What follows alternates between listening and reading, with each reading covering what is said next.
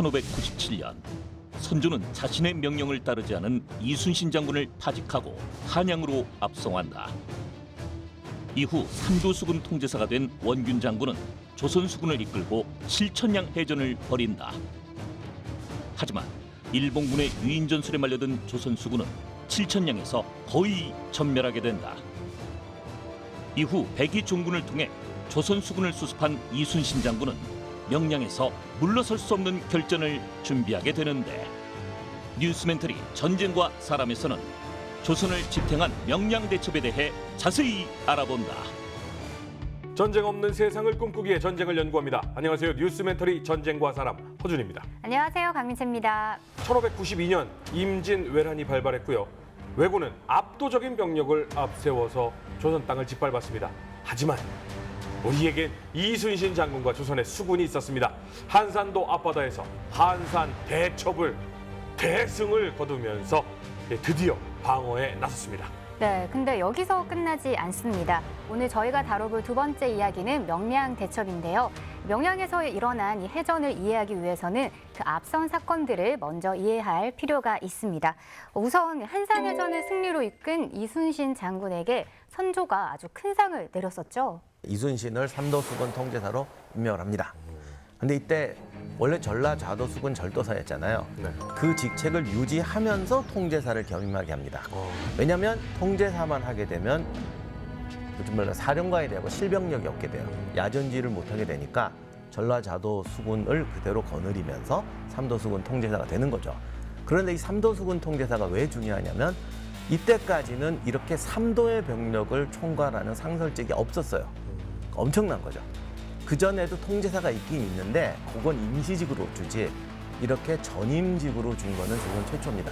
그리고 이후로 이제 통제사는 계속 유지가 되는데 아마 조선시대 그 벌어진 군제개혁 중에서 제일 중요한 게 이걸 거예요. 삼도 병력을 직할하는 사령관직을 만든다. 그런데 한산대첩이 있었지만 그리고 삼도수군 통제사가 되시긴 했지만 전쟁이 끝난 건 아니죠.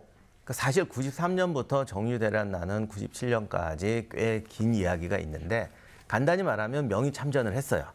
평양성도 수복하고 처음엔 좀 잘 나가는 것 같았는데 또 일본군한테 벽제간 전투를 지고 하면서 결국 사실 명나라도 이거 일본군을 밀어낼 능력이 안 된다는 걸 자각을 합니다. 그러니까 이제 강화협상을 하자. 이래가지고 이제 휴전협상을 하는데 조선에서 이 강화협상을 담당했던 송응창과 심유경이라는 애들이 계속 허위 보고를 하면서 이제 하다가 결국 결렬이 돼요. 결렬이 되는데 중요한 건 이 결렬되기까지 몇 년 동안 조선은 조선대로 일본은 일본대로 전투 준비나 군비 확충은 계속합니다. 특히 일본군 같은 경우는 수군한테 깨졌기 때문에 이거 없이는 전쟁 못한다. 그래서 준비를 많이 해요. 아다케라고 이제 대형 함선도 건조하고 전술 훈련도 하면서 전쟁 준비를 하게 됩니다. 나름 그러니까 우리 판옥선이 2층으로 올라가서 좀 크고 높으니까 대비를 했다는 건데 네. 그렇다고 조선 수군이 손 놓고 있진 않았겠죠? 손을 안 놓고 있었는데 이제부터 좀 악화가 되죠. 아하. 여기서 이제 결정적인 사건이 이순신 장군이 파면되게 돼요. 하하. 이 사건의 직접적인 원인이라고 알려진 거는 일본군 사령관이었던 고니시 밑에 요시라라는 조선과 이거 교섭 전담하는 사람이 있었어요. 뭐 통역도 하고 그랬다는데 이 사람이 어느 날 첩보를 줍니다. 그 담당했던 김응서 장군한테 첩보를 줍니다. 가토가 몇 월 며칠 날 배 타고 바다를 건너온다. 그러니까 니네 수군이 나가서 잡아라. 그러면 가토를 없앨 수가 있다. 근데 당시는 조선도 다 알았죠. 고니시하고 가토가 사이가 무지하게 안 좋다. 일본군 사령관 중에서 전쟁은 가토가 제일 잘한다. 고니시는 실력 없다. 이것까지 다 알고 있었어요. 그러니 가토를 잡으라는 건 일본군 육군의 전투력의 70%를 없앤다는 소리죠. 그러니까 이제 선조가 신이 났다 잡아라 그랬습니다. 그런데 이순신 장군이 아무리 걔들이 사이가 안 좋아도 이럴 리가 없잖아. 그래서 이건 함정일 수도 있는 거죠. 그렇게 해서 불러놓고 조선군을 매복시켜갈 수도 있으니까. 그래서 뭐 하여간 안 나갔거나 꿈을 거렸대요. 그런데 나중에 뭐 조사를 사연이 많은데 그냥 제가 그 공식적인 얘기만 갖고 하면 뭐 나중에 보더니 실제로 가토가 건너갔더라. 그래서 이제 선조가 이걸 듣고 가토를 죽일 수 있는 기회를 놓쳤잖아. 뭐 이래가지고 파면했다라고 되어 있습니다. 이거는 요즘 연구사에 많이 밝혀졌지만 옛날에는 원균이 모함해서 했다라고만 얘기를 했는데 네. 사실 이게 파면 주도했던 사람은 선조예요. 여기가 사연이 되게 많습니다. 여러 가지 요인이 있는데 원래 조선에서는 팔도라고 그랬지만 북방, 평안도 함경도를 제외한 나머지 6도 지역은 해안선이 있기 때문에 수군이 더 많아요. 그러니까 북방은 저 북쪽 만주 쪽에서 쳐들어오는 군대를 막기 위해서 육군이 준비가 돼 있고 남쪽은 일본을 막기 위해서 수군이 많습니다. 거의 60, 70%가 수군인데 실제 가용 병력이나 조직력 갖고 얘기하면은 거의라고 봐도 돼요. 육군은 대개 이제 동원 상태로 장군님하고 얘기하면 자꾸 이제 육군 얘기하면 째려보신다. 아니 요거는 이제 병사가 상시병이 있는 게 아니라 우리 항상 예비군만 갖고 싸워야 되니까. 예. 그래서 이게 실제로 이 상비병 구조 생각하면 수군 권력이 막강합니다, 이건. 그래서 절대로 그 병력을 통째로 한 사람한테 맡기질 않아요. 뭐 육군도 마찬가지죠. 그래서 전라 경상도 같은 경우는 좌우 2명씩 있기 때문에 한 경상도의 병력이 4명한테 나눠져 있는 거고 전라도의 병력도 4명한테 나눠져 있는 건데 이걸 충청도까지 합해서 한 사람한테 맡긴 거죠. 물론 수군만 맡긴 거지만 그 정도 해도 80%를 한 명한테 간 거예요. 엄청난 거지 이거는. 여기다가 전쟁이 교착 상태에 빠지니까 이수인 장군이 이 직책을 거의 6년 동안 유지를 합니다. 그렇죠. 이거는 조선시대에 전례가 없어요. 절대 이렇게 오래 안 맡겨요. 누가 어떻게 보면 전병력을 한 명한테 줘서 6년 동안에 더욱이 동원 상태예요. 이거는 또 거기다가 전쟁 준비를 해야 되니까 이순신 장군이 사실 경제권까지 가져가요. 오. 그러니까 어떻게 보면 비유가 맞는지 모르겠는데 총독 비슷한 지휘가처럼 된 거예요. 그러니까 사실 선조 입장에서 신경이 안 쓸 수가 없지. 한산도 배분할까 봐. 이거는 뭐 제가 선조 편을 들고 이런 게 아니라 어떤 권력자든지 뒷꼭지가 땡기지 않을 수가 없어요. 그런데 이렇게 되니까 중간부터 선조가 계속 나누거나 교체를 하고 싶어 했어요. 왜냐하면 소강 상태니까. 그래서 계속 원균을 들이밀고 그리고 원균하고 이순신 장군 사이에 뭐 알력이 있었던 거는 뭐 그때 다 알고 있었고 우리가 알고 있는 뭐 당쟁 얽히고 뭐 모함하고 뭐 보고 이 사건은 다 있어요. 그러니까 선조는 이 건수를 잡아서 바꾸자 그런 거예요. 선조는 몇 년 동안 계속 건수를 잡았어요. 근데 이 사건이 터지니까 이게 어떻게 신하들도 말릴 수가 없는 거예요. 그래서 나가라 그랬더니 원균도 나가려고 보니까 이게 안 되겠는 것이에요. 그래서 이거 좀 곤란한데요. 그랬더니 이게 또 누구한테 압력이 오냐면 도원수였던 권율한테 와요. 그러니까 도원수는 육군하고 수군을 다 총괄하는 사령관인데 권율도 사실은 임진왜란 내내 해임 건의에 시달리고 있었어요. 맨날 상서예요. 지휘관이 무능해서 안 나간다. 겁쟁이라서 안 나간다. 그러니까 권율도 나가라고 안 할 수가 없었다고 그래요. 근데 원균이 안 나가니까 불러다가 이제 뭐 곤장까지 치면서 나가라고 했다. 이런 얘기가 나옵니다. 음력 7월 14일에 한산도에서 출발해서 조선 함대가 당일로 부산까지 항행을 합니다. 아침부터 와서 부산 앞바다에서 일본군하고 쫓기기를 하는데 원래 일본군배가 빠른 데다가 조류가 세거나 역풍이거나 할 때는 조선배보다 2배 정도 빨라요. 그러니까 잡을 수가 없죠. 이렇게 되는데 원균이 끝까지 추격을 해서 날 저물 때까지 거기서 노력을 해요. 그러다가 날이 저물 때가 되니까 할 수 없이 후퇴를 하는데 이제 바로 부산에서 다시 쪽으로 빠지면 가덕도가 나오죠. 지금은 뭐 다리 있고 도로 있고 다 있지만 가덕도에 처음으로 이제 상륙해서 물을 찾아 내렸더니 중요한 게 여기서부터 거제도까지 육지는 일본군이 이미 요새 진지 성 다 만들고 매복하고 살고 있던 데예요. 그러니까 내리자마자 공격을 감행해서 400여 명 조선군이 전사합니다. 아이고. 이렇게 되니까 바로 또 배를 타고 와서 그 다음에 영등포라는 곳으로 옵니다.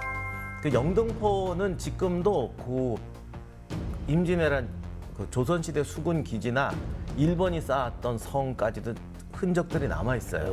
근데 거길 내리니 또 똑같은 일을 당하게 되죠. 그렇죠. 그런데 다만 이 운이 좀 좋았던 게 그렇게 되니까 거의 육지에 상륙을 못하고 바다에서 하루를 보냈던 것 같아요.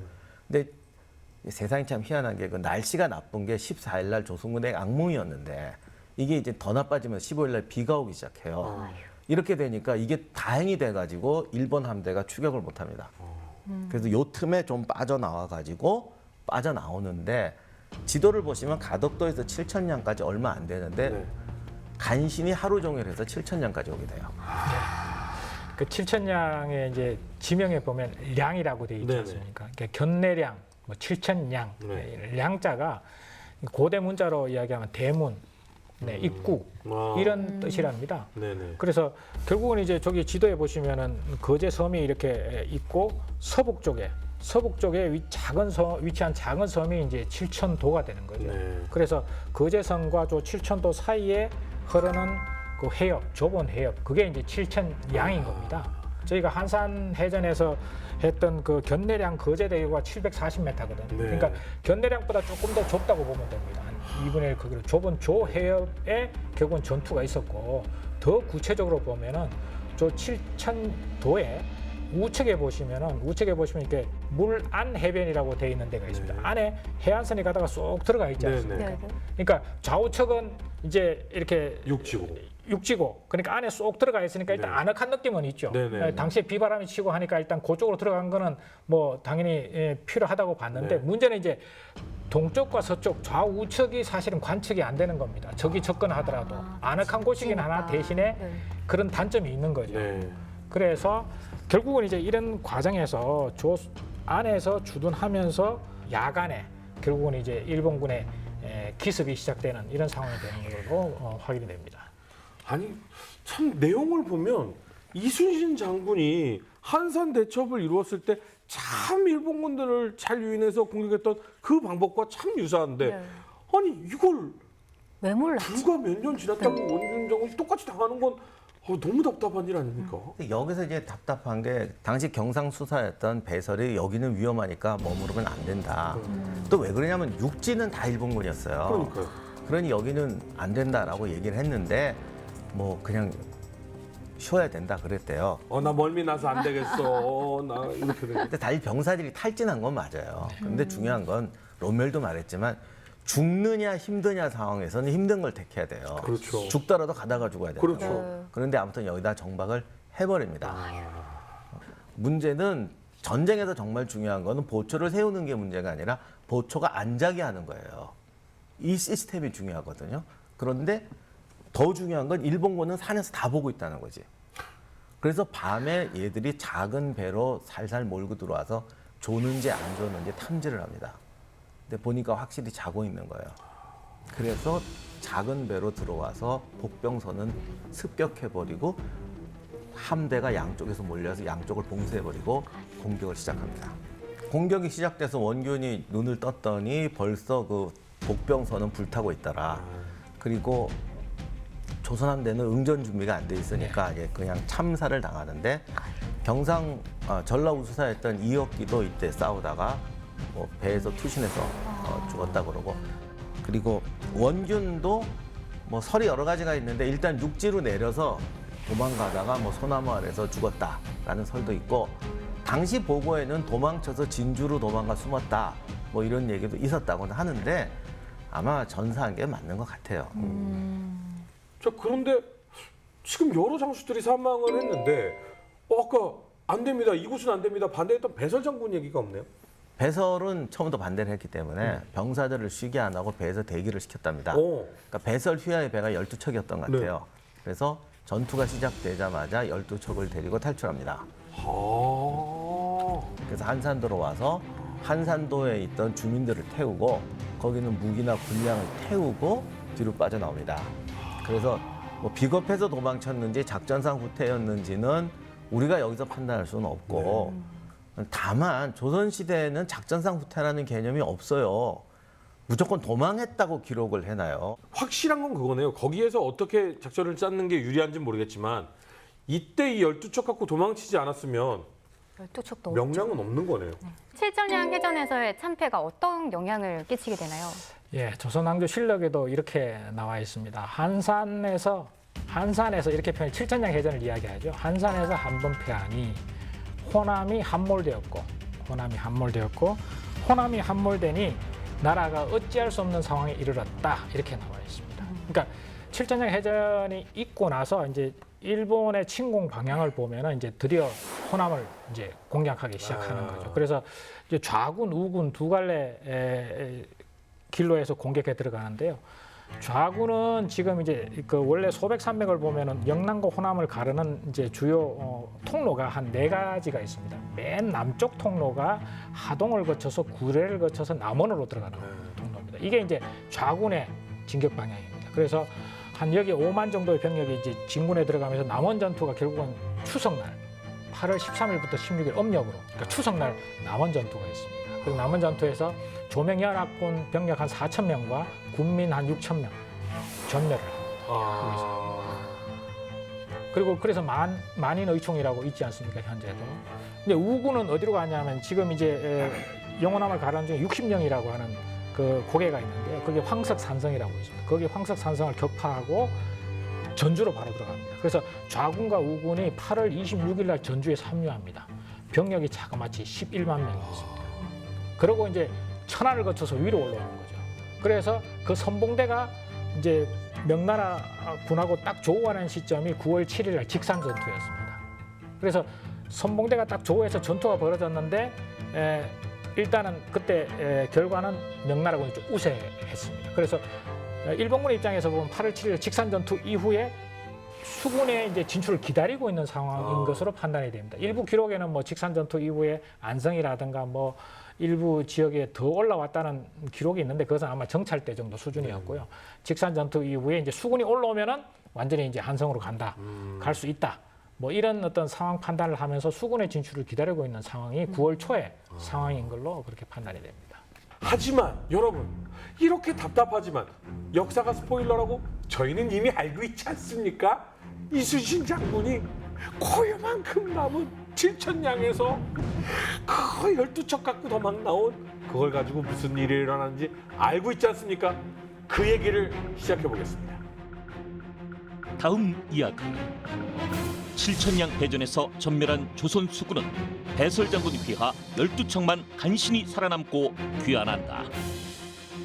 일본군은 궁지에 몰린 조선 수군을 경멸하기 위해 명량으로 몰려오게 되고 조선의 전세를 역전시킬 이순신 장군의 비장의 한 수는 무엇인가? 조선을 지탱한 이순신의 명량대첩 2부 많은 시청 바랍니다.